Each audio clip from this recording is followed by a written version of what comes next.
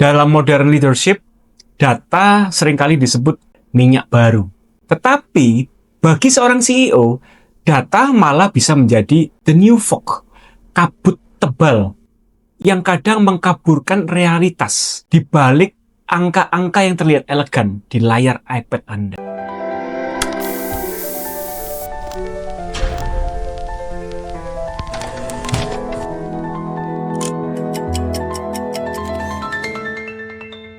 Pernahkah Anda merasa bahwa melihat dashboard indikator bisnis yang terlihat hijau, tetapi ada intuisi yang membisikkan di telinga Anda bahwa sesungguhnya pondasi struktur bisnis Anda sedang mengalami fatigue? Selamat datang di fenomena eksekutif blind spot. Hari ini kita tidak hanya bicara masalah statistik, tetapi bicara masalah strategic discernment, yaitu kemampuan membedakan antara kebisingan atau noise dengan signal.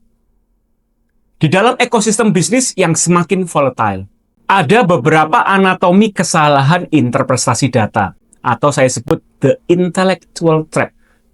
Yang pertama, fragilitas di balik revenue velocity. Banyak pebisnis terjebak dalam euforia revenue velocity. Mereka senang sekali melihat kurva pertumbuhan bisnis yang sangat agresif sebagai bukti bahwa adanya validasi dominansi pasar. Namun, secara arsitektur bisnis, pertumbuhan tanpa yield optimization itu hanyalah sebuah obesitas korporasi. Anda mungkin mengejar volume, tapi secara nggak sadar Anda sedang melakukan value erosion. Pertanyaannya, apakah pertumbuhan Anda untuk membangun ekuitas masa depan atau membakar future cash flow untuk hasil hari ini?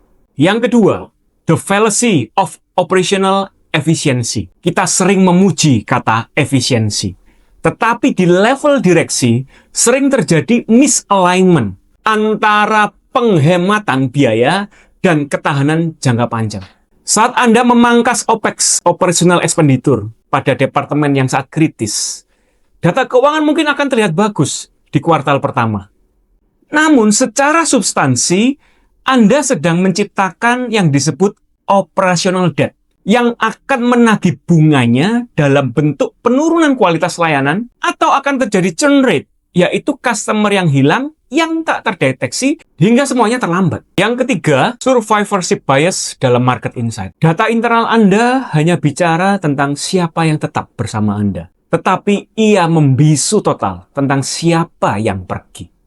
Tanpa market insight yang bersifat eksternal dan independen, Anda sesungguhnya sedang memimpin perusahaan dengan kaca spion, bukan dengan kaca depan.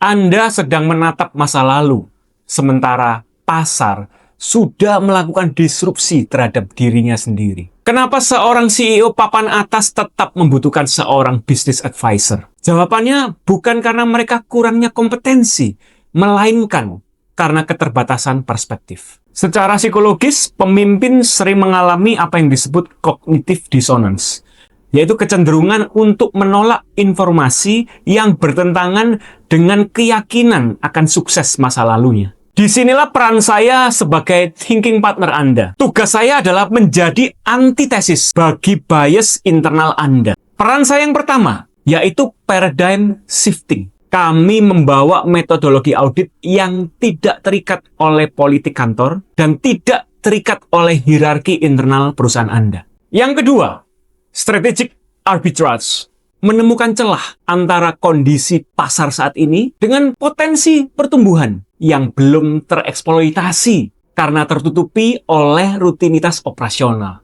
Yang ketiga, radical candor. Memberikan kejujuran yang tajam namun tetap terukur, yang seringkali hal itu tidak berani disampaikan oleh jajaran direksi Anda sendiri. The master plan untuk menuju decision clarity.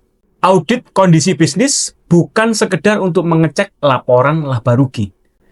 Audit bisnis yang sesungguhnya adalah untuk melakukan dekonstruksi terhadap model bisnis perusahaan Anda. Yang pertama, stress testing logic. Apakah asumsi pertumbuhan bisnis Anda masih valid di tengah pergeseran makroekonomi saat ini? Yang kedua, resource reallocation. Apakah modal manusia dan finansial Anda sudah ditempatkan di sektor yang memiliki multiplier effect yang tertinggi? Yang ketiga, clarity of action. Mengubah data yang kompleks menjadi narasi tindakan yang presisi.